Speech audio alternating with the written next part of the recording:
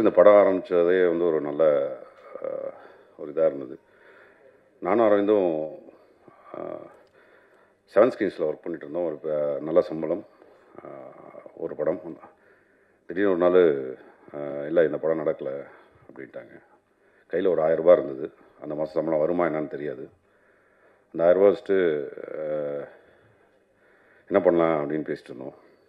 அரவிந்த் வந்து படம் பண்ணலாம் ஏன்னாரு. இவன் ஏன்னா லூஸா, 1000 ரூபா தான் இருக்குது, அடுத்த மாதத்துக்கு ஏதாவது நல்ல டேரக்டர் எப்படியாவது இந்த ப்ரொஃபைல் வச்சு காமிச்சு சேர்ந்துருவோம் அப்படின்னும் போது சரி வழக்கம் போல் பேசிட்டு படுத்து தூங்கிட்டோம். காலையில் எழுந்திரிச்சு வழக்கம் போல் ஞாபகம் இருக்காது என்ன பேசணுன்னு. சரி, ஆனால் அதுக்கப்புறம் வந்து ஒரு லைன் ஒன்று பேசிட்டு இருக்கும்போது அரவிந்துக்கு வந்து எப்படியாவது படம் பண்ணிடணும் அப்படின்ட்டு, இல்லையா நீ கொஞ்சம் யோசிச்சு பாரு, படம் பண்ணிடலாம். நான் சினிமாவுக்கு வந்து நடிக்கணும்னு தான் வந்தேன், தெரியாமல் அசிஸ்டன்ட் ரைட்டு கோடட் ரைட்டு. அரவிந்துக்கு வந்து ப்ராப்பராக டைரக்டர் ஆகணும்.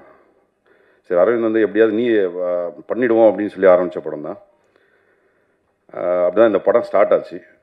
கையில் காசுலாம் கிடையாது. ஒருத்தருடைய அப்படியே நானும் அரவிந்த் நல்லா பேசுவோம். போயிட்டு பேசி உட்காந்து ஒரு 2 லட்ச ரூபா ஃபஸ்ட்டு ஒருத்தர் ஏமாற்றி வாங்கணும். அதுக்கப்புறம் அவர் எங்களை நம்பினார். அப்புறம் இவரை காமிச்சு இன்னொருத்தர்கிட்ட ஒரு 5 லட்ச ரூபா வாங்கணும். அப்புறம் கொஞ்சம் கொஞ்சமாக எடுத்து அதை காமிச்சு பணம் இருக்குன்னு தான் பணம் வாங்கணும். அப்படி தான் இந்த படம் ரெடியாச்சு. ப்ரொடியூசர்னால் வழக்கமான பணம் எடுத்துகிட்டு வந்து நான் ப்ரொடியூஸ் பண்ணலை. கிட்டத்தட்ட ஏமாத்தணும் மீன்ஸ் படம் பண்ணணும் அப்படின்ற ஒரு இது. நிறைய நடிகர்கள் வந்து எங்கள் மேலே ஒரு சின்ன நம்பிக்கை இருந்து வந்து ஃப்ரீயாக நடித்து கொடுத்தாங்க. பக்ஷன், விஜய் முருகன், நிறைய பேர். ஜீவாக்கெலாம் என்ன பேமெண்ட் போச்சான்னு கூட எனக்கு தெரில. நிறைய பேர் ஹெல்ப் பண்ணாங்க. ஸோ இப்படி படம் பண்ணலாம் அப்படின்ட்டு ஆரம்பிச்சுட்டு வந்து எங்களுக்கே தெரில. சரி இப்போ ஸ்கிரிப்ட் உட்காந்து ஒரு லைன் பேசி ஸ்கிரிப்ட் பண்ணுவோம் அப்படின்ட்டு போய் உட்காந்து பேச ஆரம்பித்தோம். சரி குடிகாரனை பற்றி என்ன ஸ்கிரிப்ட் ஆச்சு, என்ன பண்ணலாம் அப்படின்னும் போது டக்குன்னு பேப்பர் எடுத்து பெஸ்ட்டு குடிகாரர்கள்லாம் எழுதினேன் யார் யார் இருக்காங்கன்னு. அதில் ஃபஸ்ட்டு வந்து அண்ணன் கார்த்திக் நேத்தா தான் என் நண்பன். அவர் பேர் தான் வந்துச்சு. சரி உடனே ஃபோனை போட்டோம் அங்கேருந்து, இப்படி ஒரு படம் பண்ணோம் அப்படின்ட்டு. அதாவது சொல்ல மாதிரி தான் அவர் சிலபஸ். அவர் நீங்கள் பார்த்த கார்த்திக் நேத்தா வேறு, நான் பார்த்த கார்த்திக் நேத்தா வேறு. பிரபா வைன் ஷாப்பில் வந்து ஃபஸ்ட் டைம் கார்த்திக் நேத்தா வந்து அவர் எனக்கு ஒரு அப்பப்போ ஒரு அறிவுரைலாம் சொல்லுவார். அவர் எது குடிக்கிறோன்னா இந்த உலகத்தை யாரா காப்பாற்றுறது, நம்ம தான் காப்பாற்றணும். அதனால் காலையில் ஒரு கட்டிங் போட்டால் தான் அடுத்தடுத்து டேக் ஆஃப் ஆகும் அப்படின்ட்டு. நான் வேறு மாதிரி கார்த்திக் நேத்தாவை பார்த்துருக்கேன். நான் பயந்த கார்த்திக் நேத்தாலாம் இருக்குது. சட்டையை கழட்டிட்டு ஹெல்மெட்டை வந்துட்டு மாட்டு பஸ் ஏறிடுவார். எங்கே போகிறீங்கன்னு கேட்டால் இல்லை உலகத்தை காப்பாற்றணும், நிறைய ஒர்க் இருக்குது. இப்படி பல சம்பவங்கள் இருக்குது கார்த்திக் நேத்தாது.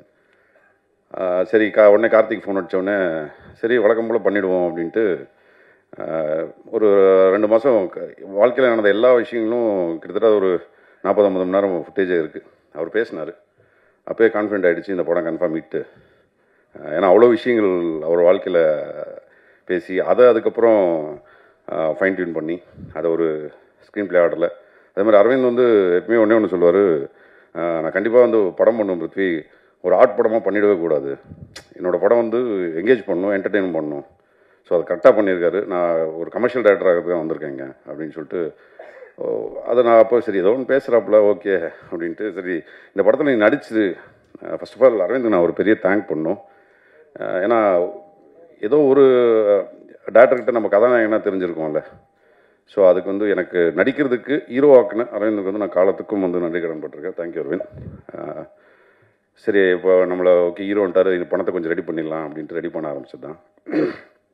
ஆனால் அரவிந்த் வந்து திடீர்னு ஒரு நாள் ட்விஸ்ட் வச்சிட்டாரு, பிருத்வி எனக்கு ஒரு நாள் நடிச்சு காமிங்க, நீங்கள் நடிச்சு காமிச்சிங்கன்னா தான் இந்த படத்தில் ஹீரோ, இல்லைன்னா கிடையாதுங்க, அது ஃப்ரெண்ட்ஸாக இருந்தாலும் பரவாயில்ல. OMC கிரவுண்டு கூப்பிட்டு போயிட்டாப்புல. சரி அதுக்கு முந்தின நாள் வேறு நல்லா கவனிச்சிக்கிறார் அரவிந்த், காலைல ஏதாவது சொல்கிற போகிறான் வேணாம் அப்படின்ட்டு. அப்புறம் காலைல போய் ஒரு டெஸ்ட் வச்சாப்புல. ரொம்ப நேரம் உட்காந்து யோசிச்சுட்டு நடிச்சிருவோம் போல இருக்கியா, நடிச்சிரு அப்படின்னு தான் நான் நடிகன். நான் ஸோ நடிகன் ஆக்குனது வந்து அரவிந்த் தான். இப்படி தான் இந்த படம் டேக் ஆஃப் ஆச்சு. இதில் நான் பர்சனலாக வந்து இந்த படம் பல கஷ்டங்கள் தாண்டி வந்துச்சு. நான் நிறைய பேருக்கு தேங்க் பண்ணோம். அதில் ஃபஸ்ட்டு இந்த படம் உருவானதுக்கு மிகப்பெரிய ஒரு காரணம் வந்து டிஐஜி ரவி சார், கோஸ்ட் கார்டோட டிஐஜியாக இருக்கார். அவர் எங்களுக்கு ஒரு மிகப்பெரிய சப்போர்ட். தீபக் ராஜு அவரும் எங்களுக்கு மிகப்பெரிய சப்போர்ட். அதை தாண்டி நிறைய நண்பர்கள், இவங்க எல்லாத்துனால தான் இந்த நிறைய பேர் மறந்துருப்பேன், ஃப்ளோவில் வரல. இவங்க எல்லாருமே தான் ஒரு மிகப்பெரிய சப்போர்ட் இந்த படம் உருவானதுக்கு. அப்புறம் வந்து படம் ஒரு கட்டத்தில் நான் பாண்டி குமரனுக்கு வந்து ஒரு பெரிய தேங்க்ஸ் சொல்லிக்கிறேங்க பண்ணேன். ஏன்னா ஒரு 2 லட்ச ரூபா எடுத்துகிட்டு ஷூட்டிங் போயிட்டோம் 19 நாள் ஷெடியூலுக்கு. காசு இல்லை. அங்கே போயிட்டு ஆனால் ஓரமாக வானேன்னு கூப்பிட்டு போயிட்டு ஆனால் மன்னிச்சு 2 லட்சம் தான் எடுத்துகிட்டு வந்திருக்கோம், எப்படியா அந்த படத்தை முடிச்சு கொடுத்துருங்க அப்படின்ட்டு கடைசியில் அவர் தான் முடிச்சு கொடுத்தாரு. செக்லீஃப்லாம் வாங்கி வச்சுக்கிட்டாரு, அது கொடுத்தாரா இல்லையான்னு தெரியல. ஒரு நம்பிக்கை இருக்காதுல்ல. பட் 19 நாள் ஷூட் பண்ணிட்டோம், எங்களுக்கு எந்த ஒரு குறவும் இல்லாமல் அந்த இடத்த எங்கள் மேலே நம்பிக்கை வச்சு சரி ஏதோ கொடுத்துருவீங்க, போய் நிறைய பேர் ஏமாற்றிட்டு போயிருக்காங்க, என்ன நீங்களாவது கொடுத்துருங்கடான்னு சொல்லி தான் அனுப்பிச்சி விட்டாரு. அந்த பணத்தை கொடுத்துட்டேன். ஸோ ரொம்ப தேங்க்ஸ். நான் அந்த படம் முடிஞ்சதுக்கு நீங்களும் ஒரு மிகப்பெரிய காரணம். அப்படி தான் இந்த படம் உருவாச்சு. ஒரு கட்டத்தில் பாண்டிச்சேரியில் ஷூட்டிங் நிறுத்திட்டாங்க, யூனியன் பேட்டா எல்லாம் போல் அப்படின்னு சொல்லிட்டு. ஒரு 10 மணி 11 மணி இருக்கும் அந்த டைமில். படம் என்னடா அது ரொம்ப ரொம்ப ஃப்ரஸ்ட்ரேஷனாக அழுகலாம் வந்துருச்சு, படம் நிறுத்திட்டாங்களே அப்படின்ட்டு. நிறுத்திட்டாங்க மீன்ஸ் பேட்டா கொடுக்கல. அப்போது லைட்மேன் மயில் அண்ணன், ஒரு நம்ம மேனேஜர் விஜயகுமார் அண்ணன், சேகர், இவங்க எல்லாருமே பேசி இல்லை இது நடக்கும் அப்படின்னு சொல்லி எல்லாருமே அன்றைக்கி ஷூட்டிங் வந்தாங்க. அதுக்கப்புறமா வந்து தான் நான் பேட்டா கொடுத்தேன். அன்றைக்கி அவங்க எங்கேயாவது யூனியனில் இருக்கவங்க இந்த படத்தை நிறுத்தியிருந்தாங்கன்னா இந்த டீம் இங்கே உட்காந்துருக்காது. ஸோ அவங்களுக்கு நான் வந்து ஒரு பெரிய தேங்க்ஸ் சொல்லிக்கிறேன். யூனியன் ஆட்கள் அன்றைக்கி எங்கள் டீம் மேலே வச்ச நம்பிக்கை ஒரு மிக முக்கியமான விஷயம். ஸோ இப்படி அந்த படத்தை எடுத்து முடிச்சிட்டோம். இது தாண்டி ஒருத்தர் ரொம்ப அவருக்கு நான் ஒரு பெரிய தேங்க்ஸ் சொல்லணும்னு நினைக்கிறது வந்து கோவிந்தசன் தான். இந்த சம்பளம் அதெல்லாம் எதுவுமே பேசல. அரவிந்த் நானும் போய் உட்காந்தோம், ஓகே நான் பண்ணுறேன் அப்படின்னு சொல்லி அதுக்கப்புறம் தான் பண்ணி கொடுத்தாரு. அவரோட சப்போர்ட், அவரோட பலம் வந்து இந்த படத்துக்கு வந்து மிகப்பெரிய ப்ளஸ். ஸோ இந்த படம் எடுத்து முடிச்சிடலாம் அப்படின்ட்டு அதுக்கப்புறம் நிறைய பிரச்சனைகள் வந்து இந்த படம் எடுத்ததுக்கு அப்புறம் இந்த படத்தை எப்படி வியாபாரம் பண்ணுறது என்னன்னு எங்களுக்கு எதுவுமே தெரியல. கிட்டத்தட்ட 42 ஷோ போட்டோம். நாங்கள் ஷோ போட்டவங்களாம் பார்த்தீங்கன்னா எல்லாம் வேறு வேறு வித்தியாச ஆட்கள். பெருசாக ஒருத்தரை ரீச் பண்ண முடியல, எங்களுக்கு தெரியல எப்படி ரீச் பண்ணுறதுன்னு. அப்போது எஸ்ஆர் பிரபு சாரோட டாக் ஒரு நாள் கவனித்தேன். அவர் ஒன்று பேசிகிட்டு இருந்தார் ஒரு மேடையில், படம் எடுக்கிறது முன்னாடி இதை எப்படி வியாபாரத்துக்கு என்னன்றது யோசிச்சிருங்க கொஞ்சம் அப்படின்னும் போது, சரி இவரை நம்ம பிடிச்சிருவோம் அப்படின்ட்டு நேராக அவரை போய் வழக்கம் போல் சார் ஒரு படம் எடுத்துருக்கணும் போது சரி பார்க்குறேன் அப்படின்னு சொல்லிட்டு குகன் சார் தான் எங்கள் படத்தை ஃபஸ்ட்டு பார்த்துட்டு உடனே ஃபோன் அடித்து அன்றைக்கி தை 1 என்ன படம் நல்லா இருக்கியா அப்படின்னாரு. குகன் சார் ரொம்ப தேங்க்ஸ், எங்கள் படத்தை ஃபஸ்ட்டு சர்டிஃபை பண்ணி அந்த படத்தை அதுக்கப்புறம் எஸ்ஆர் பிரபு சார் பார்த்தாரு. அவர் அதுக்கப்புறம் டீமில் ட்ரீம் வாரிஸில் எல்லாருக்கும் சொல்லி எல்லாருமே படம் பார்த்தாங்க. அப்படி தான் இந்த படம் கிட்டத்தட்ட நான் இந்த படம் பண்ணுறேன். எஸ்ஆர் பிரபு சார் இந்த படத்தை பார்த்துட்டு அன்றைக்கி சொன்ன வார்த்தை வந்து, இன்றைக்கி போய் நிம்மதியாக தூங்குங்க, ஒரு 10 நாள் தூங்கி இருக்க மாட்டேங்க ரொம்ப நாளாக, தூங்குங்க இந்த படம் தேட்டருக்கு வரும் அப்படின்னாரு. எஸ்ஆர் பிரபு சாருக்கு ஒரு தேங்க்ஸ் சொல்லிக்கிறேன். இந்த படம் அதே மாதிரி 27ஆம் தேதி தேட்டருக்கு வரப்போது ரொம்ப சந்தோஷமாக இருக்குது. ஸோ இப்போ இந்த படத்தை எடுத்தாச்சு. இப்போ இந்த படத்தை எப்படி நமக்கு யாராவது ஒருத்தர்கிட்ட போட்டு காமிக்கணும் தான் பாலாஜன் ராஜமுருகன்லாம் படத்தை போட்டு காமிச்சோம். பாலாஜன் ஆகட்டும் ராஜமுருகன் ஆகட்டும் ஒரு நம்பிக்கை கொடுத்தாங்க. ஃபஸ்ட்டு பாலாஜன் வந்து அவரோட ஒரு நைட்டு ஒரு 12 மணிக்கு இந்த படத்தை பார்த்துட்டு சொன்னார், பற்றி எதை பற்றியும் பயப்படாத, நடுவில் கொஞ்சம் பக்கத்துக்கான எடுத்து போய் இப்படி தான் நின்றேன், கண்டிப்பாக அந்த படம் ஸ்க்ரீனுக்கு வந்துடும், பிகாஸ் நல்ல படம் எடுத்திருக்கீங்க, அது கண்டிப்பாக உன்னை ரெவென்யூவாகவே காப்பாற்றிடும் அந்த படம் அப்படின்னும் போது மனசுக்கு ஃபஸ்ட் டைம் ஒரு தைரியம் வந்துச்சு, ஓகே வந்துடுவோம் அப்படின்ட்டு. ராஜமுருகனை படம் பார்த்துட்டு வந்து எனக்கு பெரிய அறிமுகம் கிடையாது ராஜமுருகனை. அவர் சொன்ன ஒரே வார்த்தை, இந்த படத்துக்கு நான் என்ன பண்ணணும்னு சொல்லு, என்னால் முடிஞ்சது நான் பண்ணுறேன் அப்படின்னு சொல்லிட்டு இன்றைக்கு வரைக்கும் அவரை போட்டு ரொம்ப டார்ச்சர் பண்ணிட்டோம். டெய்லியும் காலைனா எடுத்து ஒரு ஃபோன் அடிச்சிடுவோம், அண்ணா ஏதாவது ஒரு உதவி பண்ணுங்கன்னு. அப்படி எல்லா உதவிகளும் பண்ணி இன்றைக்கி வந்து உட்காந்து இந்த படத்தை வெளியே வந்துடணுன்றது அவ்வளோ இன்ட்ரெஸ்ட் எடுத்து இந்த பண்ண 2 பேருக்குமே ரொம்ப தேங்க்ஸ்ண்ணே. வேறு யாரை ட்ரெண்ட் மியூசிக் ஜிதேஷ், சின்ன படங்களை வந்து உள்ளே விடுறதில்ல, மியூசிக்கல் கம்பெனிக்குள்ளே படம் எடுத்துருக்கேன்னா அப்படியே அமைச்சிடுறாங்க. அப்படி இருக்கும்போது ட்ரெண்ட் மியூசிக் ஜிதேஷ் வந்து அறிமுகமாகி படம் பார்த்து ரொம்ப பிடிச்சி போய் தெரில நீங்கள் நம்ப மாட்டீங்களான்னு, சின்ன படத்துக்கு வந்து ஒரு நல்ல மியூசிக்கல் அமௌண்ட் வந்து எங்களுக்கு பே பண்ணியிருக்காங்க அமௌண்ட் செல்வமில். அது வந்து ஜிதேஷ் மூலியமாக தான் நடந்துச்சு. அது தேங்க்யூ ஜிதேஷ். அப்புறம் தெரில பதட்டத்தில் வேறு யார், மதனண்ணே, லவ் யூ மதனண்ணே. ஏன்னா மதனண்ணனோட உழைப்பு வந்து பார்ப்பீங்க கண்டிப்பாக, ஒரு முக்கியமான கேமராமேனாக இருப்பார் ஃப்யூச்சரில். அவரோட உழைப்பு டே நைட்டாக எந்த ஒரு இதுவும் எதிர்பார்க்காம, அவர் வந்து பூ வெயிலோட எடிட்டர் பேசிக்கலாம். இந்த படம் கேமராமேனாக ஃபஸ்ட் பண்ணியிருக்காரு. ஸோ கேமராமேனும் அவர் தான், எடிட்டரும் அவர் தான், டிஏ அவர் தான் பண்ணியிருக்காரு. ரொம்ப அவரோட சப்போர்ட் வந்து எங்களுக்கு அப்படி இருந்துச்சு. எங்களோட direction team particularly Rasathi Prabhakaran, Madan, Anthony, இப்படி எங்கள் டீம் அவங்களோட உழைப்பு எல்லாருமே வந்து ஒரு ரூபா சம்பளம் இல்லைன்னா கூட அந்த படம் முடிக்கணுமேனு உழைச்சி கொடுத்தது வந்து இந்த படம் நல்லா வந்திருக்கிறதுக்கு ஒரு ரிசல்ட்.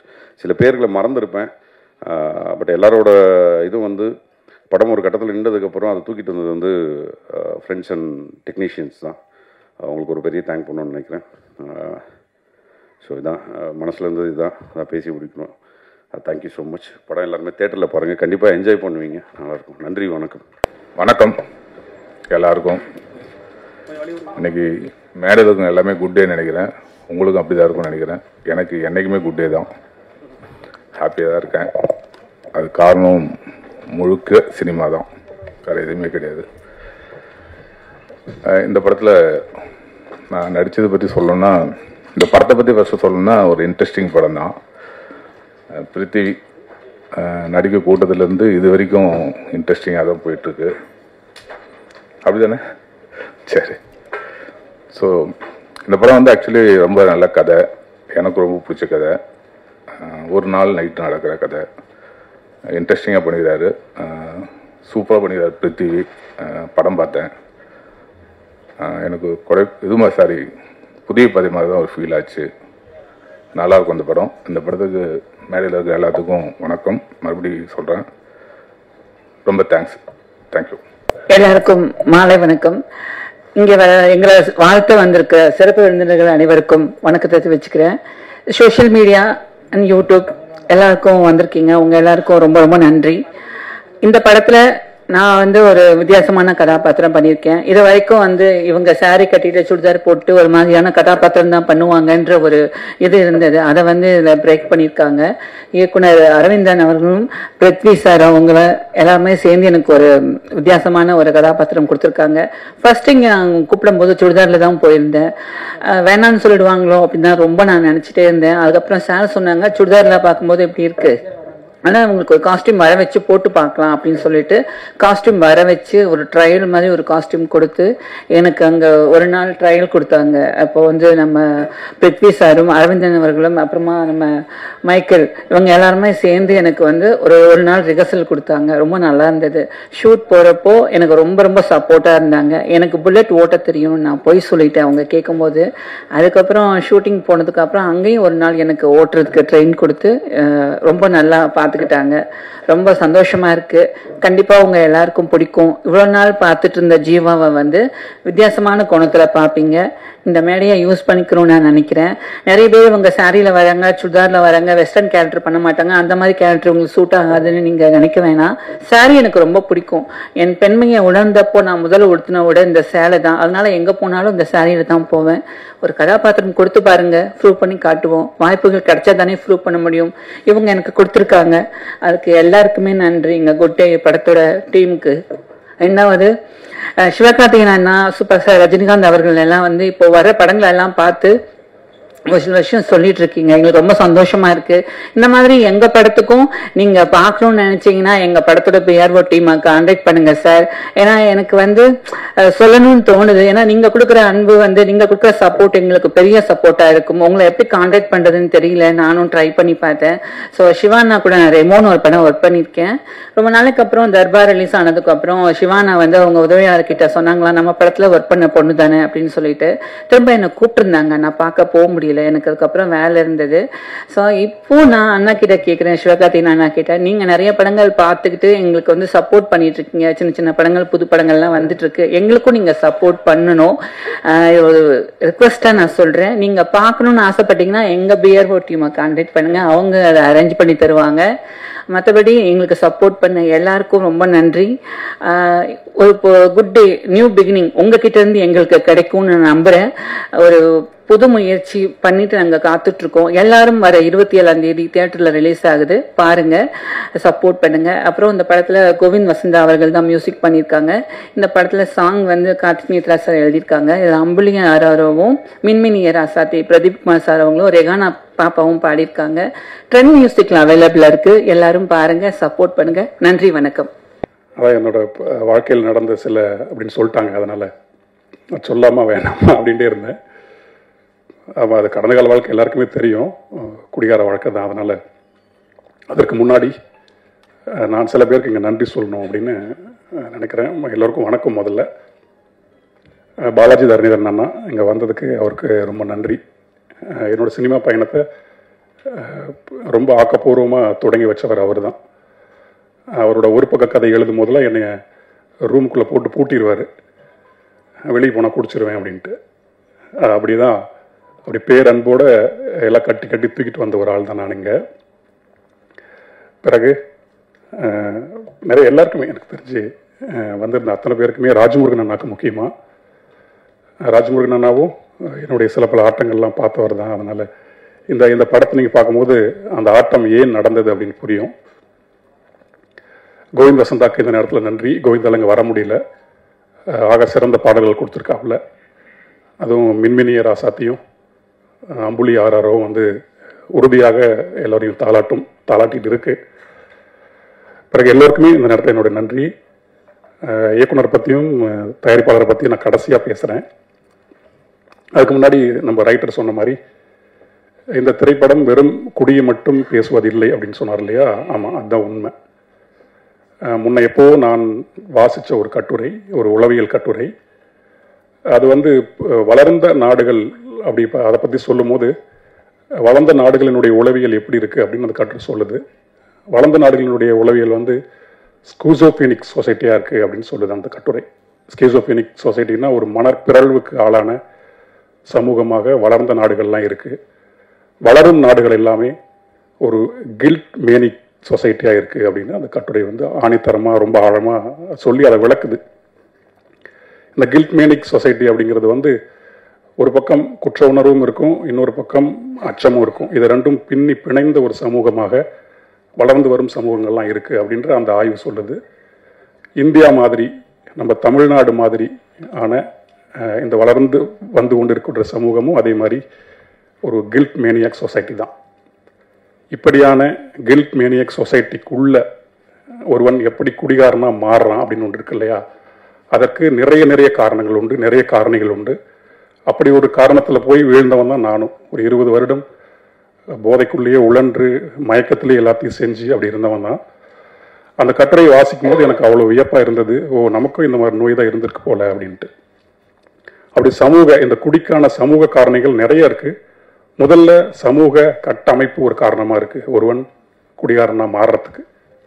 அதன் பிறகு இந்த பொருளாதார ஏக்கம்னு ஒன்று சொல்லுவோம். பொருளாதார ஏற்றத்தாழ்வுகள் இருக்கு இல்லையா? ஒரு பக்கம் பணம் போயிட்டே இருக்கு, ஒரு பக்கம் பணம் இல்லை, ஆனால் அதே உழைப்பு தான் போடப்படுது. ஆனால் வரலங்கும் போது கிடைக்கக்கூடிய அந்த ஏக்கம், அந்த ஏக்கத்தை வெளிப்படுத்த முடியாமல் செயல்படுத்த முடியாமல் இருக்கக்கூடிய அந்த ஆற்றாமை, அந்த இயலாமை, இது எல்லாமே டபால்னு தள்ளி கொண்டு போய் போதை பக்கம் விட்டுரும். இந்த பொருளாதார ஏக்கம் ஒன்று. பிறகு நாம் வாழக்கூடிய இந்த சமூகத்திற்குள்ள, இந்த நவீன சமூகத்துக்குள்ள அந்நியமாக நம்ம ஆயிடணும். ஏதாவது ஒரு வகையில் ஒரு எலிமினேஷன் பண்ணப்படுறோம். அது ஒரு பெரிய காரணமாக இருக்குது ஒருவன் போதைக்குள்ள ரொம்ப சுலபமாக போகிறதுக்கு. அதன் பிறகு அந்த தந்தையின் அந்த மேலாதிக்கம் ஒன்று இருக்கு இல்லையா? சின்ன குழந்தையிலிருந்தே ஒரு தாயினுடைய மேலாதிக்கம் ஒரு குழந்தையை வளர்ந்த பிறகு ரொம்ப ஈஸியாக கொண்டு போய் குடிக்குள்ள விட்டுரும். அதே மாதிரி தான் தாயினுடைய மேலாதிக்கமும் ரொம்ப டாமினேட் பண்ணிகிட்டே இருக்கும் போது இல்லையா? அந்த குழந்தை அந்த சின்ன வயசில் தெரியாமல் இருந்தாலும் ஒரு கட்டத்துக்கு மேலே போதைக்குள்ளே போய் ரொம்ப ஈஸியாக விழுந்துருது. அப்படி வீழ்த்தப்பட்டவன் தான் நானும் ஒருத்தன். இப்படி நிறைய காரணங்கள் இருக்குது. அகக்காரணங்களாக நிறைய இருக்குது. இப்போ நான் சொன்னதெல்லாம் புறக்காரணங்களாக இருக்குது. புறக்காரணங்கள் இன்னும் நிறையா இருக்குது. நம்முடைய அந்த மத மேலாதிக்கம், சாதிய படிநிலைகள், இந்த ஒடுக்கப்படுதல், புறக்கணிக்கப்படுதல், இப்படி ஊறுப்பட்ட காரணம் இருக்குது ஒருத்தர் குடிகாரன் ஆகிறதுக்கு. சும்மா இதை குடிச்சிட்டான் அப்படி இல்லை. குடிங்கிறது தப்பாக இருந்தாலுமே அதற்கு பின்னால் இவ்வளோ பேருடைய பங்கு இருக்குது ஒரு தனி மனிதன் குடிகாரன் ஆகிறதுக்கு. அகக்காரணங்களாக நிறைய இருக்குது. தனிமை உணர்வுங்கிறது ஒன்று. உலகம் முழுக்க இன்னைக்கு இருக்கக்கூடிய இந்த கான்டெம்பரரி வேர்ல்டில் நம்ம சொல்லக்கூடிய இந்த போஸ்ட் மாடர்ன் யுகத்தில் சலிப்புணர்வு, போர்டம் சொல்கிறோம் இல்லையா? அது இன்னைக்கு பெருகிட்டு இருக்கு. இன்னைக்கு எல்லாருமே நம்ம போதை நோக்கி ஓடிட்டு இருக்கிறதுக்கு மிகப்பெரிய காரணம் இந்த சலிப்புணர்வை எதிர்கொள்ள முடியாமல் இருக்கிறது தான். அப்படிங்கிறது இன்னைக்கு ஆய்வுகள்லாம் சொல்லும் போது காலகாலமாக இதுதான் இருந்துகிட்டு இருக்கு போல. இப்படி ஏதோ ஒரு காரணம் இருந்தால் ஒருத்தர் குடிக்குள்ள தள்ளிக்கிட்டே இருக்கு. இது ஒன்று. அதே மாதிரியான தனிமை உணர்வு ஒன்று. அப்புறம் வேக்கம் உணர்வுன்னு ஒன்று இருக்குது. அந்த வெறுமை உணர்வு அது காலகாலமாக இருக்குது. இந்த காலத்தில் ரொம்ப அதிகமாக இருக்குது. அன்னோன் வேக்கம்னு சொல்லுவாங்க. அதை ஏன் அப்படி திடீர்னு ஒருத்தர் குடிக்க போயிடுவான், நல்லா தான் இருப்பான், திடீர்னு போதைக்குள்ளே போயிடுவான். ஏன் காரணம் கேட்டால் அவனுக்கும் தெரியாது. அச்சம் ஒரு காரணம். இப்படி என்னென்னமோ இருக்குது. குற்ற உணர்வு ஒரு பெரிய காரணம். அதே மாதிரி காமத்திற்கு சரியான வடிகால் கிடைக்க முடியாமல் பித்து பிடிச்சு போய் அது தப்புன்னு உணர்ந்து அந்த படபடப்போடையே ஒருத்தர் குடிக்குள்ளே போனவளாக இருக்கான். இப்படி குடிக்கான காரணங்கள் நிறைய நிறைய நிறைய நிறைய இருக்கு. அப்படி இந்த மாதிரியான ஊறுபட்ட குடிகாரன் ஆவதற்கான காரணங்கள் இருக்கு இல்லையா, இந்த குட் டே திரைப்படத்தில் வரக்கூடிய இந்த சாந்தகுமாருக்கு சில காரணங்கள் இருக்கு. அவன் ஏன் குடிக்கிறான் அப்படிங்கிறதுக்கு ஆணித்தரமான உளவியல் காரணங்கள் எனக்கு தெரிஞ்சு ஒரு 3 இருக்கு. எனக்கு தெரிஞ்சு நம்ம எல்லாத்துக்குமே அது உணர முடியும். இந்த முதலாளித்துவம் ஏற்படுத்தக்கூடிய தனிமை உணர்வு, அந்நியமயமாக்கல் ரொம்ப ஆழமாக இந்த படத்தில் வெளிப்பட்டிருக்கு. இன்னொன்று, இந்த நவீன சமூகம் ஏற்படுத்தக்கூடிய இருத்தலியல் சிக்கல் இருக்கு இல்லையா, அதன் விளைவாக ஒருத்தனுக்குள் இருக்கக்கூடிய இயலாமை, ஆற்றாமை, அதை இந்த படம் ரொம்ப தெளிவாக உணர்வுபூர்வமாக ஆகச்சிறந்த கதை வழியாக ரொம்ப இயல்பாக கடத்தி கொண்டு போயிட்டே இருக்கு. நான் படத்தை பார்த்துட்டு எனக்கு ரொம்ப வியப்பாக தான் இருந்தது. வெறும் ஒரு குடிகாரன் ஒரு இரவு குடிக்க ஆரம்பிச்சான் பகலில் மாறினான் அப்படிங்கிறது மாதிரி இல்லாமல் அதுக்கு அந்த பின்னப்பட்ட திரைக்கதை இருக்கு இல்லையா, ரொம்ப அழகாக இயக்குனர் அரவிந்த் அவர்களுக்கும் கதாசிரியர் மைக்கேலுக்கும் என்னுடைய மிகப்பெரிய நன்றி. அதுக்கு வெறுமனே ஒரு கொண்டாட்டமான ஒரு படமாக இல்லாமல் இந்த குடியை வந்து நியாயப்படுத்தவும் செய்யாமல் அது தப்பு அப்படிங்கிறது ரொம்ப ஆணித்தரமாக சொல்லி, ஆனால் அவன் குடிக்க போனதுக்கான காரணம் அவன் மட்டும் கிடையாது, பல பேர் இருக்காங்க அப்படிங்கிறது இந்த படத்தில் சொல்லி, ஒருத்தன் குடிக்கிறதுக்கு ஊறுப்பட்ட காரணம் இருக்கலாம், அவன் குடிக்க வேணாங்கிறதுக்கு அதே மாதிரி ஒரே ஒரு காரணம் அவனுக்கு நம்ம ஏற்படுத்தி கொடுக்கணும் அப்படிங்கிற ஒரு திரைப்படம் தான் இந்த திரைப்படம். எனக்கு அப்படி நிறைய பேர் ஏற்படுத்தி கொடுத்து தான் ஒரு 20-25 வருஷ குடி போதையிலிருந்து நான் வெளியே வர முடிஞ்சது. இந்த திரைப்படம் அப்படி குடிக்கிற என்னுடைய தமிழ் மக்கள், என்னுடைய அண்ணன்கள், என்னுடைய தம்பிகள், என்னுடைய அக்காமார்கள், என்னுடைய தங்கச்சிமார்கள், இவங்க அத்தனை பேருக்குமே இந்த படம் கை கொடுத்து வா, எதுக்குமே தீர்வு குடி இல்லை, நம்ம முன்னோக்கி போவோம் அப்படின்னு ரொம்ப அரவணைப்பா மயிலரகா தடவி கொடுக்கக்கூடிய ஒரு திரைப்படமாக உறுதியாக இருக்கும். இந்த படத்தை நீங்கள் அத்தனை பேருமே பார்க்கணும். அரவிந்தோட உழைப்பு சாதாரண உழைப்பு கிடையாது. இந்த படத்தில் வெறுமனே ஒரு படம் அப்படிங்கிற மாதிரி இல்லாமல் லைட்டாக ஜஸ்ட் லைக் தட் ஆரம்பிச்சது தான். பிருத்திவிக்கும் அரவிந்த் உட்காந்து ஒரு நாள் இரவு பேசிக்கிட்டு இருக்கும்போது இப்படி ஒன்று பண்ணலாமா அப்படின்னு அவங்களுக்குள்ள ஒரு விதை வந்து அவங்க 2 பேரும் எனக்கு அழைச்சி, நாம் தான் ஒரு சிலபஸ் மாதிரி இருந்தோம். குடி அப்படின்னா கார்த்திகத்தை கூப்பிட்டுடலாமே அப்படின்ற மாதிரி அவ்வளோ கேவலமாக தான் ஒரு வாழ்க்கை வாழ்ந்துகிட்டு இருந்தோம். ஆமாம், அப்புறம் நாங்களும் போய் உட்காந்து பேச பேச ஒரு 2 மணி நேரம் 3 மணி நேரம் பேசினதெல்லாம் ஒரு ரெக்கார்டரில் பண்ணி, அதன் பிறகு சில ஒரு திரைக்கதைக்கு தேவையானதெல்லாம் சில இருக்கு இல்லையா, மக்கள்கிட்ட காமிக்கும் போது வெறுமனே அந்த ராவா அதை கொடுக்க முடியாது. அவங்களும் சீன்ஸ்லாம் நிறைய ஆட் பண்ணி இது ஒரு கதை கோர்வையாக கொண்டு வந்து இங்கே பாட்டு வைக்கலாம் அங்கே பாட்டு வைக்கலாம் அப்படின்ட்டு, அந்த முக்கியமாக அந்த மின்மினிய ராசாத்தி பாட்டும் அம்புலி ஆராரோ பாட்டும் வந்து கரெக்டான இடத்துல படத்துக்குள்ளே இருக்கும். உறுதியாக நமக்கு சின்ன நிகழ்வு ஒன்று ஏற்படும் மனசுக்குள்ளே. ஆமாம், அது நான் உறுதியாக சொல்கிறேன். ஒரு சினிமா ரசிகனா, பாடலை எப்போதும் ரசித்து கொண்டே இருக்க ஒரு கவிஞனா, அந்த 2 பாட்டும் நிச்சயமாக எல்லாத்தையும் தாளாட்டும் அப்படின்னு நான் நம்புகிறேன். இந்த படத்தில் வேலை செஞ்ச அத்தனை பேருக்குமே என்னுடைய மனப்பூர்வமான நன்றி. ஏன்னா அந்த நண்பர் சொன்ன மாதிரி ஒரு 3 வருடம் படம் நிற்கும் நடக்கும் அப்படி தான் இருந்தது. அதெல்லாம் மீறி இந்த படம் பார்க்கும்போது மனசுக்கு ரொம்ப நிறைவாக இருக்குது. இந்த மாதிரியான நிறைய படங்கள் பண்ணணும் அப்படின்னு எங்களுக்கு தோணுது. இன்னும் பெரிய கதை இது ஒரு நாள் இரவு நடக்கிறதுனால அந்த இரவுக்குள்ளே என்னென்ன அமைக்க முடியுமோ அது மட்டும்தான் இருக்குது. இந்த படம் வெற்றி அடைந்து பொருளாதார ரீதியாக தயாரிப்பாளர் நல்ல என்ன வளம் அடைஞ்சாருன்னா இன்னும் 2 பார்ட் இருக்குது இதோடது. அவன் ஏன் குடிகாரன் ஆனா அப்படிங்கிறது ஒன்று இருக்குது. குடியை விடுவதற்காக அவன் எடுத்த முயற்சிகள்லாம் என்ன அப்படிங்கிறது ஒரு பார்ட்டாக வரணும்னு விருப்பப்படுறோம். அது இதோட வெற்றி தான் தீர்மானிக்கும். அதனால் அத்தனை பேருக்குமே ரொம்ப நன்றி. இந்த நேரத்தில் அந்த ட்ரைலர் கட்ஸ் பண்ணியிருந்தாங்க, சூப்பராக பண்ணியிருந்தாங்க, ரொம்ப அழகாக. அந்த லியோன் அண்ட் டார்வின் அவங்க 2 பேருக்குமே மியூசிக் போட்டிருந்தாங்க. அவங்க ட்ரைலருக்கு டீசருக்கெல்லாம் ரொம்ப புது சவுண்டாக இருந்தது. லியோன் அண்ட் டார்வினுக்கும் என்னுடைய மனப்பூர்வமான வாழ்த்துக்கள், நன்றி. ராஜமுருகன்னா இந்த மேடையில் வந்து எங்களுக்காக இருந்து இதை நிறைய முன்னெடுத்து கொடுத்தவர் அவர் தான். இது இப்படிலாம் போகலாம் அப்படிலாம் போகலான்னு ஒரு வழிகாட்டியாக இருந்து முன்னெடுத்து கொடுத்தவர். எனக்கு இந்த நேரத்தில் தம்பியாக மனப்பூர்வமான நன்றி. இப்போதைக்கு இதுதான் போதுன்னு நினைக்கிறேன். ரொம்ப நன்றி. எல்லாருக்கும் வணக்கம். குட் டே டீமுக்கு என்னோட வாழ்த்துக்கள். நான் படம் பார்த்துட்டேன். நான் ஆக்சுவலி நான் சொல்லணும்னு நினச்சதை கார்த்திக் நேத்தா ரொம்ப அருமையாக சொல்லிட்டார். அது இந்த படம் வந்து போதையை க்ளோரிஃபை பண்ணுற படம் கிடையாது. ஏன்னா அந்த போதையில் இருக்கிறவனோட பெயின், அவனை சார்ந்தும் அவன் கூட இருக்கிறவங்கள அனுபவிக்கிற பெயின், அதை சொல்கிற படம் இது. எனக்கு வந்து இந்த இட்ஸ் அ ஒண்டர்ஃபுல் லைஃப்னு ஒரு படம் இருக்குது, ஃப்ராங்க் காப்ராவோட படம். ஒரு நாளில் நடக்கிற கதை. ஒருத்தன் வாழ்க்கையோட ரொம்ப அதோட கீழே வரைக்கும் பார்த்துட்டான். அதுக்கப்புறம் அவனுக்கு வாழறதுக்கான தேவையே இல்லை. அவன் என்னெல்லாம் பண்ணுவான், அப்படி ஒரு சூழல். அந்த மாதிரி ஒரு மூடில் இந்த படம் இருந்தது. ரொம்ப சூப்பராக இருந்தது படம். எனக்கு பார்த்துட்டு ரொம்ப பிடிச்சிது. மற்றபடி இந்த படத்தில் நான் எதுவும் சம்மந்தப்படலை. ஆனால் படம் பார்த்துட்டு ரொம்ப பிடிச்சிட்டு எதானா சொல்லுங்கள் பிருத்திவி, நான் வரேன் அப்படி சொல்லியிருந்தேன். ரொம்ப அருமையான படம். ரொம்ப நல்லா பண்ணியிருந்தாங்க அந்த டீம். பர்ஃபார்மன்ஸ், டைரக்ஷன், ஸ்கிரிப்ட் எல்லாமே ரொம்ப நல்லா இருக்குது. குறிப்பாக மியூசிக், கார்த்திக் நேத்தா லிரிக்ஸு. எனக்கு கார்த்திக் நேத்தா சொன்ன மாதிரி இந்த மின்மினியா ராசாத்தி சாங் பார்த்துட்டு இருக்கும் போதே கொஞ்சம் நெகிழ்வாக தான் இருந்தது. அருமையான படம். எப்பயும் நல்ல படங்கள் ஓடுன்ற நம்பிக்கை எனக்கு இருக்குது. இந்த படமும் கண்டிப்பாக ஓடும். தேங்க்ஸ். எல்லாருக்கும் வணக்கம். ஒரு நாள் வந்து கேஜி அசோக்னு ஒரு அண்ணா ஒருத்தர் இருக்கார். அவர் எனக்கு ஃபோன் பண்ணி இந்த மாதிரி ஒரு படம் இருக்குது குட்டின்னு, சில பேர்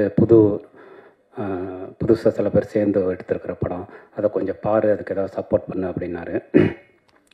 பொதுவாக இந்த மாதிரியான விஷயங்கள் வரும்போது நம்ம சப்போர்ட் பண்ணுறது பண்ணல அப்படிங்கிறதெல்லாம் தாண்டி அந்த கண்டென்ட் தான் ரொம்ப முக்கியம். அந்த மாதிரி நிறைய படத்துக்கு நம்ம போகிறோம், சம்பிரதாயத்துக்கு சப்போர்ட் பண்ணுறதுக்காக 2 வார்த்தைகள் பேசுவோம். சில படங்கள் வந்து கண்டிப்பாக நம்ம பேசியே ஆகணும் அப்படிங்கிற விஷயத்தை வந்து நமக்கு உருவாக்கும். இந்த படம் வந்து அப்படி 2வது வகை. அந்த படத்தை பார்த்த உடனே இதுக்கு சப்போர்ட் பண்ணுறது நம்முடைய தார்மீக கடமை அப்படின்னு என்னை உணர வைத்த ஒரு படம் குட்டை. ஜி நாகராஜனுடைய ஒரு சிறுகதையை படித்த மாதிரி, வைக்கம் பஷீருடைய அந்த உலகத்துக்குள்ளே போயிட்டு வந்த மாதிரி ஒரு உணர்வை வந்து இந்த படம் கொடுத்துச்சு. கார்த்திக் நேத்தா சொன்னது மாதிரி இந்த படம் வந்து பாலாஜி சொன்ன மாதிரி குடியை குளோரிஃபை பண்ணுற படம் இல்லை. அந்த குடிக்கான காரணத்தை ஒரு சமூகம் எப்படி உருவாக்குது அப்படிங்கிறத பற்றி பேசுகிற படம்.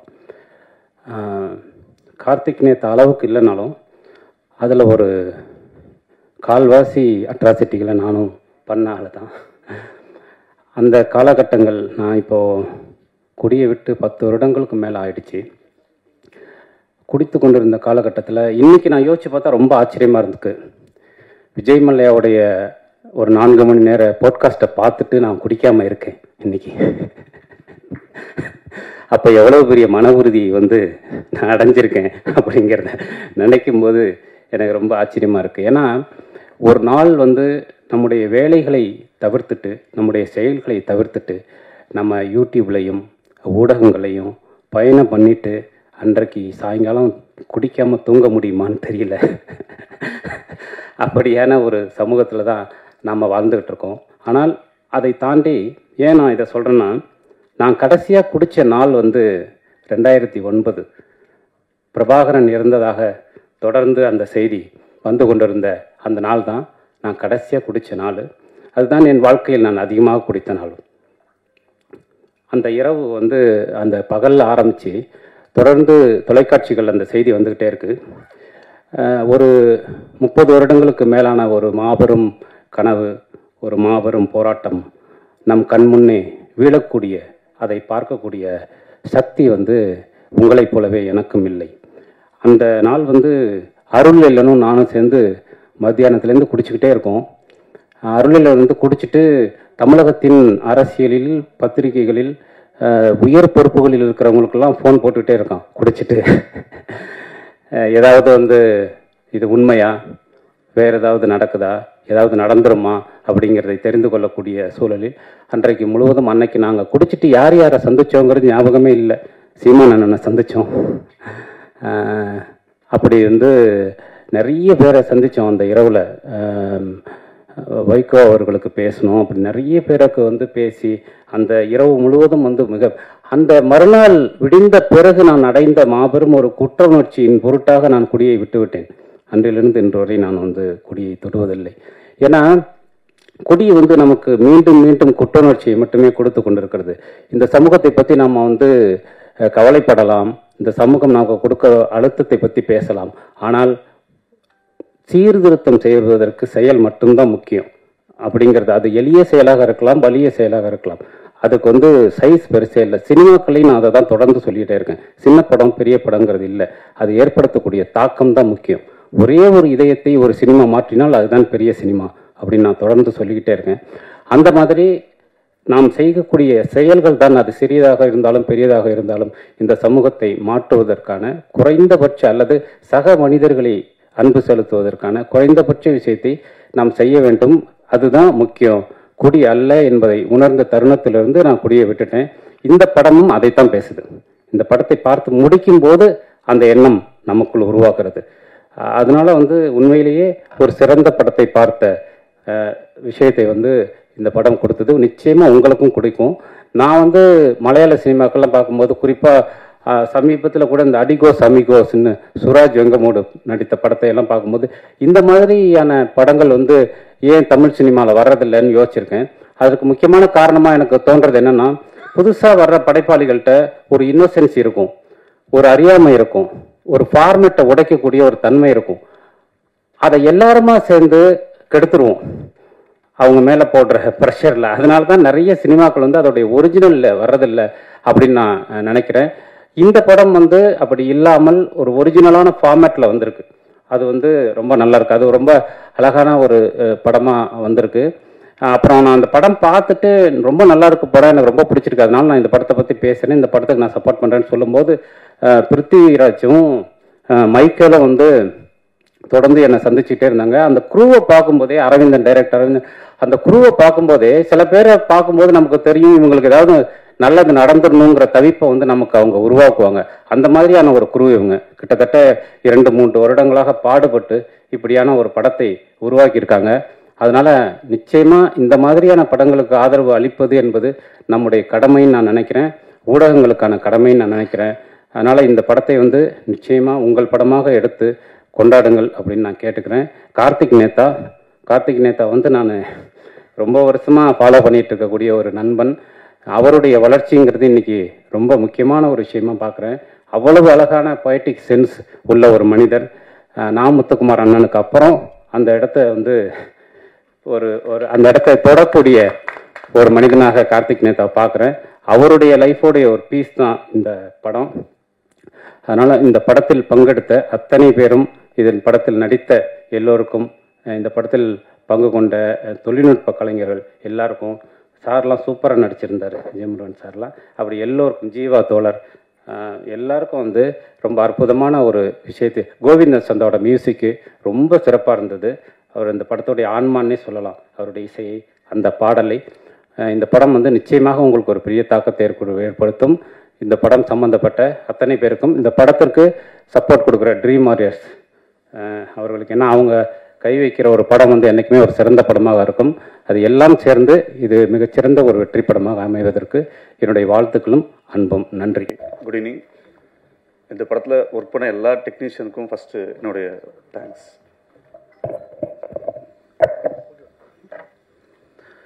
அப்புறம் நோட் ஆஃப் தேங்க்ஸ் அப்படின்னா, ஏன்னா அவங்களால தான் இதெல்லாம் முடிஞ்சுது. பிருத்விராஜ், கார்த்தி அண்ணா, மதன் குணதேவண்ணா, தென் பூர்ணா, முக்கியமாக எங்கள் கோவிந்த் வசந்தா, இவங்களால தான் அது சாத்தியமாச்சு. அப்புறம் நன்றி, தேங்க்ஸ். ஹீரோ குடிகாரர் அப்படிங்கிறதுனால பாண்டிச்சேரி லொக்கேஷனாக ஒரிஜினல் சரக்கு கிடைக்கும், கம்மியாகவும் கிடைக்கும்னு லொக்கேஷன் செலக்ட் பண்ணிட்டீங்களா? இல்லை அப்படிலாம் இதெல்லாம் சார் அப்படின்னு சொன்னீங்கன்னா கொஞ்சம் சுவாரஸ்யமாக இருக்கும்ல. குகன் சார், ட்ரீம்வாரி அவருடைய இது எம்பல் போடலையே இதில், அந்த பேனரில் இதுலேயும்? இல்லை, நம்ம தான் டிஸ்ட்ரிபியூஷன் பண்ணுறோங்க சார், நம்ம தான் பண்ணுறோம். அதுதான். டேரக்டர் சார், எப்பவுமே குட் டேனா மேக்ஸிமம் நல்ல நாட்கள் சொல்லுவாங்க, ஆனால் இங்கிலீஷில் போடுவாங்க மேக்ஸிமம். ஏன் நீங்கள் தமிழில் போட்டீங்க டைட்டில்?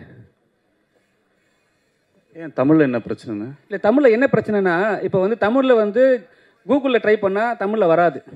இப்போ இங்கிலீஷில் ட்ரை பண்ணால் டக்குன்னு எடுத்து கொடுக்கும். அதுக்காக தான் கேட்குறேன். ஓகே, ஹேஷ்டேக் யூஸ் பண்ணிக்கலாம். தேங்க்ஸ்.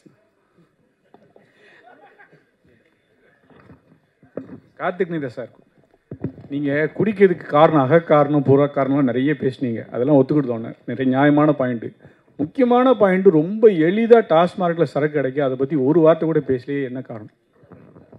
ஆனால் இந்த படம் அதை பற்றி பேசலைங்கிறதுனால பேசலை, பொதுவாக பேசணுன்னா நான் நிறையா சொல்லலாம். இதற்கு பின்னாடி இருக்கக்கூடிய அரசியல் காரணங்கள் நிறைய இருக்குது. நான் அதில் சொன்னது சமூக காரணங்கள் மட்டும்தான் சொன்னேன். அரசியல் காரணங்கள் இதில் முதன்மையாக இருக்குது. இதற்கு பின்னாடி இருக்கக்கூடிய வியாபாரமும் இருக்குது. அந்த படத்துக்கு அது தேவையில்லைங்கிறதுனால அது நான் சொல்லிக்கல. இந்த கதாபாத்திரம் சமூக காரணங்கள் என்னென்னா உனக்கு கொண்டு போய் அந்த குடிக்குள்ளே விட்டுச்சுங்கிறது மட்டும்தான் பகிர்ந்துக்கணும்னு தோணுச்சு. வேறு ஒரு இடங்களில் உறுதியாக நானே எழுதுவேன். போதைக்கும் மது விற்பனைக்கு பின்னாடி இருக்கக்கூடிய அரசியல் காரணம் என்னன்ட்டு சொல்லுவேன், நிச்சயமாக சொல்லுவேன். டைரக்டர் சார், படத்தில் ஒரு சீன் வச்சுருப்பீங்க. அவர் போயிட்டு யூரின் பாஸ் பண்ணுவார். ஆனால் அந்த இடத்துல நிறைய கட்சி கொடிகள் இருக்கும். இப்போ வந்து நீங்கள் இந்த படத்தை ரிலீஸ் பண்ணும்போது அந்த கட்சி கொடிகளை வச்சு ஏதாவது பிரச்சனை பண்ணால் என்ன பண்ணுவீங்க? இல்லை, அது எல்லாமே பிளர் பண்ணியிருக்காங்க. இல்லை, பிளர் பண்ணியிருக்காங்க, தெரியுது இல்லை க்ளீனாக, அதுக்கு சொன்னேன். என்ன கட்சி கொடி தெரிஞ்சதுன்னா? எல்லா கட்சி கொடிக்கும் முன்னாடி நடுவில் போயிட்டு அவர் வந்து யூரின் பாஸ் பண்ணுற மாதிரி இருக்கும். எனக்கு தெரியும். இல்லை, நான் என்ன கேட்குறேன்னா, இப்போ சாதாரண ஒரு வார்த்தை சொன்னாவே நம்ம கட்சிக்காரங்க விட மாட்டாங்க, சரிங்களா? இப்போ நம்ம அத்தனை கட்சி கொடியில் நட்டு வச்சிருக்கும் போது அது கேவலப்படுத்த மாதிரி இருக்க மாதிரி இருக்கு, அதான் கேட்டேன். இல்லைண்ணா, அது எல்லாமே பிளர் பண்ணியிருக்காங்க. ஒரு நிமிஷம். பண்ணியாச்சு. அப்படி தெரிஞ்சால் அதையும் நாங்கள் பிளர் பண்ணிடுறோங்க. அது தெரிஞ்சால் அதையும் பிளர் பண்ணிடுறோம். சார், குகன் சார், உங்களுக்கு தான் ஒரு கேள்வி. படத்தில் எல்லாரும் புதுமுகம் நீங்கள் இப்போ தான் போஸ்டர் பார்க்குறேன். காளி வெங்கட், பக்ஸு, எல்லாரோடையும் விஜய் முருகன் அவர் இருக்கார், அந்த அம்மா மைனா.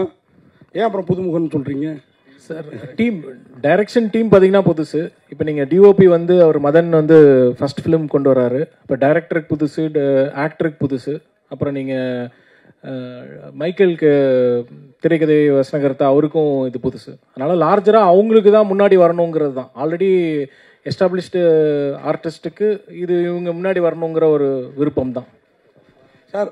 அப்புறம் நீங்கள் பேசுகிறப்ப பார்த்தா நம்ம தனஞ்சயன் சார், அப்புறம் நம்ம சக்தி ஃபிலிம் ஃபேக்ட்ரி இந்த ஸ்டைலில் இருக்குது. அடுத்து திரையுலகத்தை ஆள நினைக்கிறீங்களா? ஏன்னா குகன் சார், ஏன்னா நீங்கள் முன்னாடிலாம் முகத்தையே காட்ட மாட்டீங்க. எஸ்ஆர் பிரபு சார் இருந்தாலும் இப்போ கொஞ்ச நாளாக மேடைக்கு வர்றீங்க, பேசுகிறீங்க, நல்லாவும் பேசுகிறீங்க. சினிமாவை ஏதாவது வாழ வைக்கிற பிளான்? சார், நன்றி சார், உங்கள் ஆதரவுக்கு பிளெஸிங்ஸ்க்கு நன்றி. Thank you. Direct sir, good day sir. இந்த நேம் வந்து எல்லாருக்குமே தெரியும். காலையில் எழுந்தவொடனே குழந்தைங்க கூட biscuit good day. Good day ப்ரொமோஷனுக்காகவா இல்லை அந்த கம்பெனி ஏதாவது காசு கொடுத்துருக்கா? எதுனா குட் டே கம்பெனி ப்ரொடியூசரை கேட்டிங்கன்னா ஆக்சுவலாக கூட சொல்லலாம். இல்லை, டேரக்டர் கேட்டிங்கன்னா அவர் சொல்லுவார். ஏன்னா குட் டே அவர் தான் வச்சார். ரெண்டு பேருக்கும் பல்காக அமௌண்ட் வந்திருக்காப்போ? இல்லை, அது இப்போ அந்த கார்த்திக் நேதா என்ன கிட்ட கொடுக்குறேன். ஏன்னா அவர் தான் இந்த குட் டே அவருக்கும் அமௌண்ட் வந்திருக்கா? இல்லை, படத்துக்கு நிறைய தலைப்புகள் பேசணும். மிச்சக்குடி, எச்சக்குடி, சொச்சக்குடின்னு வைக்கலாமா அப்படின்னு வச்சோம். இந்த குடியை சம்மந்தமாகவே நிறையா பேசி பார்த்து இந்த படத்துக்குள்ளே ஒரு தந்தை மகளுக்கான உறவு ரொம்ப ஸ்ட்ராங்காக இருக்குது. அதனால் குழந்தைங்களுக்கு பிடித்தமான ஏதாவது ஒரு தலைப்பு போகலான்னு ஒரு கட்டத்தில் போகும்போது நிறைய அது சம்மந்தமாக போய், சரி ஆங்கில தலைப்பாக இருந்தாலும் இந்த ஒரு படத்தில் நாங்களே மன்னிச்சுக்கிட்டு சரி குட் டேன்னு வச்சா கொஞ்சம் குழந்தைங்களுக்கு போய் ரீச் ஆகும் அப்படிங்கிறதுக்காக வச்சது. டேரக்ட் சார், இல்லை இன்னைக்கு குடியை பற்றி தான் சொல்லிகிட்டே இருக்கீங்க. குடியை தாண்டி எக்ஸ்ட்ரீமாக போயிட்டாங்க. இப்போ இருக்க ஜென்ரேஷன் எல்லாமே தள்ளாடிட்டு தான் இருக்குது. ஆனால் குடினால இல்லை. ஏன்னா எல்லாமே போதையில், கஞ்சா போதை அப்படின்னு அந்த அடுத்த கட்டத்துக்கு போயிட்டாங்க. இப்போது எல்லாருமே முக்கால்வாசி டாஸ்மாகே பெட்டர்ப்பா அப்படின்ற அளவுக்கு வர ஆரம்பிச்சிட்டாங்க. ஏன்னா குடிச்சா நம்ம பாட்டு கவர்மெண்ட் படுத்துட போகிறான். ஆனால் இவங்க இப்போ இருக்க ஜென்ரேஷன் வர படங்களில் பார்த்தீங்கன்னா அதான் ஓவராக இருக்குது. நம்ம கண் முன்னாடியே தெரியுமே. நியூஸ் காலையில் இருந்தோடனே பார்த்துருப்பீங்களே, நிறைய தாலி அறுப்பு, நிறைய பேர் கொலை பண்ணுறது. ஏன் அதை இது பண்ணலை? ஏன் குடியே நம்ம வச்சுட்டு இருக்கணும்? இல்லை, என் கதை தாலி அறுக்கிறது இல்லைண்ணா.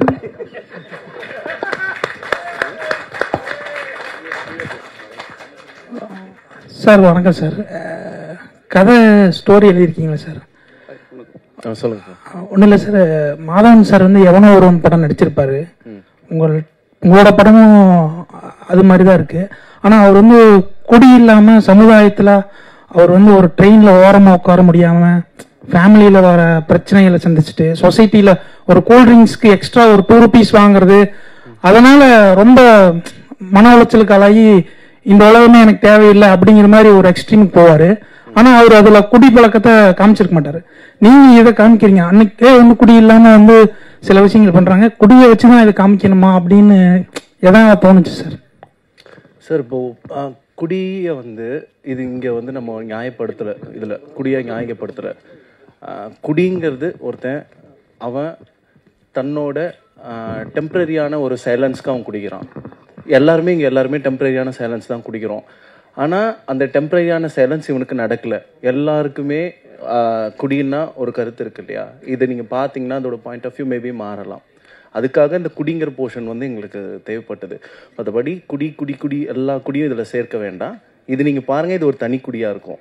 கண்டிப்பாக நல்ல குடி தான் இது, பாருங்கள். So question to you, இங்கே to your right.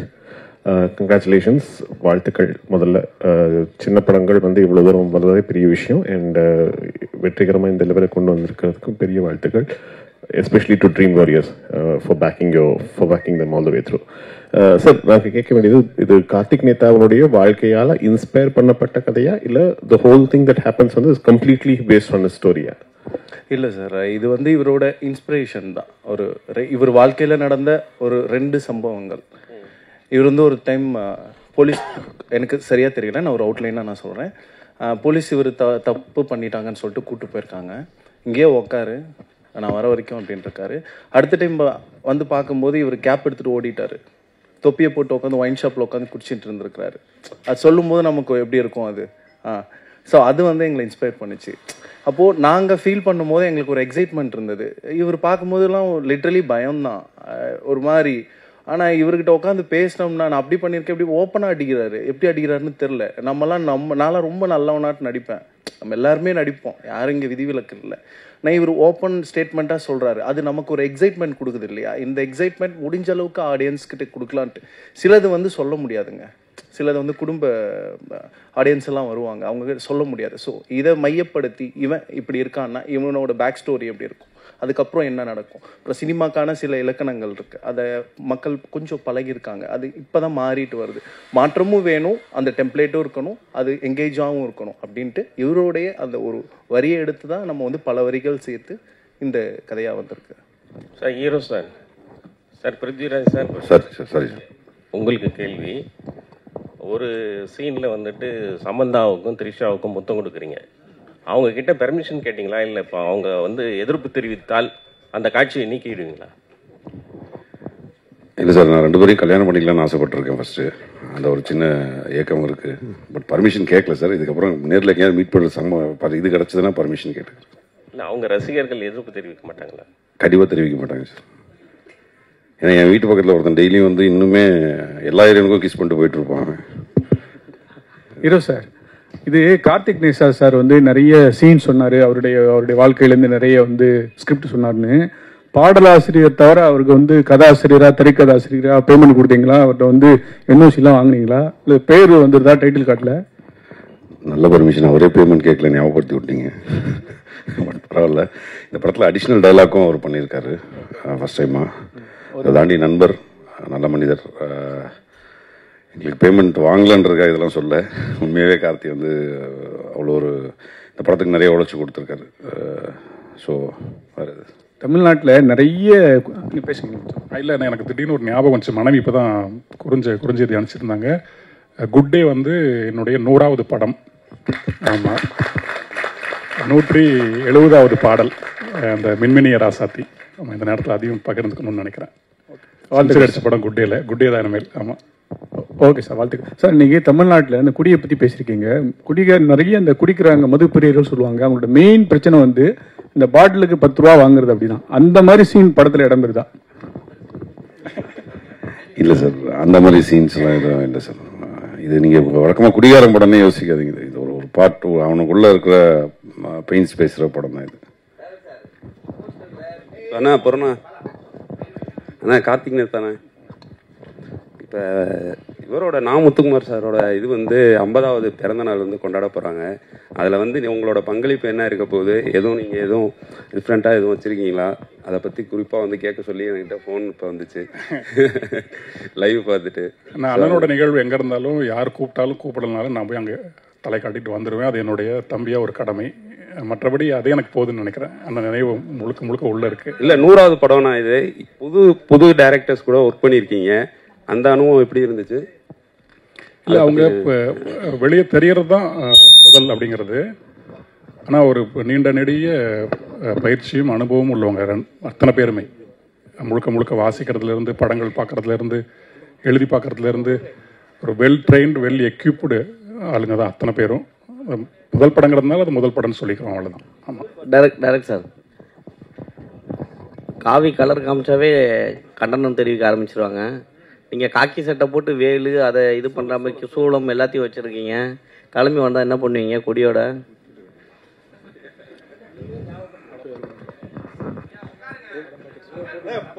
கேட்க மாட்டீங்க. இல்லைண்ணா, நீங்கள் சொல்கிற பிரச்சனை எதுவும் இல்லைன்னு நினைக்கிறேன் படத்தில். சார், இந்த ஒரு கேள்வி முன்னாடி கேட்டார்ல, குட் டே இதுக்கப்புறம் ப்ரொமோஷன் உங்களோட வந்து ஸ்பான்சருக்கு வந்தாங்கன்னா ஏற்றுப்பீங்களா? இந்த பெரிய கம்பெனி அதுவும் இரியா கேப் சொல்லுங்க.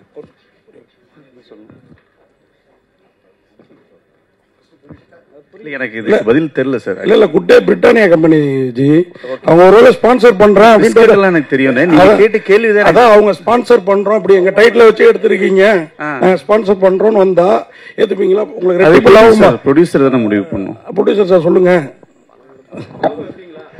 கான்டாக்ட் நம்பர் இருந்தா கொடுங்க, ரொம்ப அருமையில தான் இருக்கும். உண்மையாவே தேடிக்கிட்டு இருக்கும். அப்படி எதுவும் வந்தாங்கன்னா அட்லீஸ்ட் பிஸ்கெட் கொடுத்தா கூட ஓகே தான். அந்த அவ்வளவு பஞ்சத்துல தான் இருக்கும். அது மாதிரி கார்த்திக் நேத்தாவோட கதையை பண்ணிருக்கதா சொன்னீங்க, ஓரளவு எடுத்து.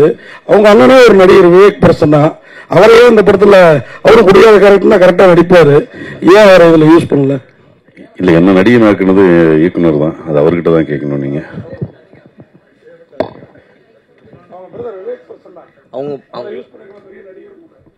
ஆமா ஆமா. இல்ல, நாங்க அவரை அப்ரோச் பண்ணல sir. Art director sir Vijayamurugan sir, ரொம்ப நாள் கழிச்சு வந்திருக்கீங்க. நடுவில் காணோம். ஏன்னா உங்களுக்கு கோலிஸோடலாம் உங்களை விரும்பி அந்த அட்ராக்டிவான ஃபேஸ் லாஸ்ட்டாக விமல் சார் படத்தில் வந்தீங்க.